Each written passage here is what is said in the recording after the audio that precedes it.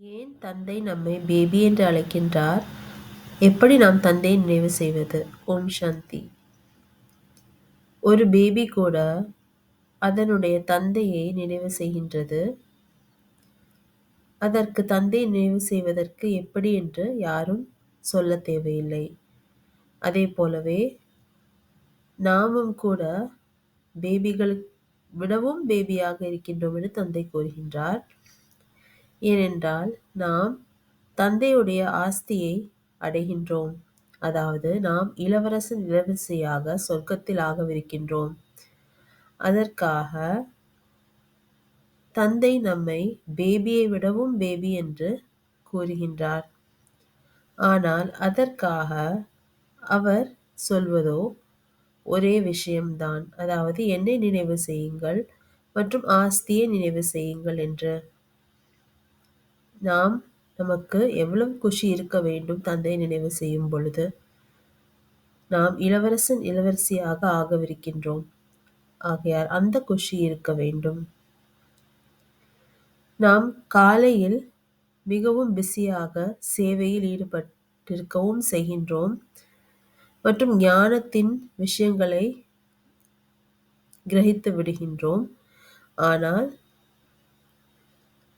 நினைவில் இருப்பதில்லை என்று தந்தை சொல்கின்றார். நாம் வேலைகள் செய்து கொண்டே நினைவில் இருக்க முடியும். கை வேலை செய்கின்றது, ஆனால் நம் மனமோ தந்தையிடம் இருக்க வேண்டும். எப்படி பக்தி மார்க்கத்தில் கூட ஒரு காரியம் செய்கின்றார்கள் என்றால் புத்தியோ எங்கெங்கோ அலைகின்றது. அதே போல நாம் ஒரு காரியம் செய்து கொண்டிருக்கும் பொழுதே நமது புத்தியை தந்தையிடம் ஒப்படைக்க வேண்டும். எப்படி ஒரு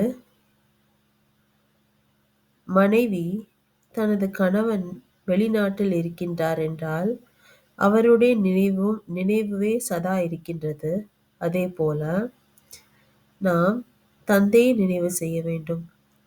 ஏனென்றால் தந்தைக்கும் நமக்கும் கனெக்ஷன் இருக்கின்றது. இந்த தொடர்பு நம்மை சொர்க்கத்தின் இளவரசன் இளவரசியாக ஆக்க உள்ளது. அப்படிப்பட்ட தந்தையே நாம் மறந்து விடுகின்றோம் என்று தந்தை நமக்கு சொல்கின்றார்.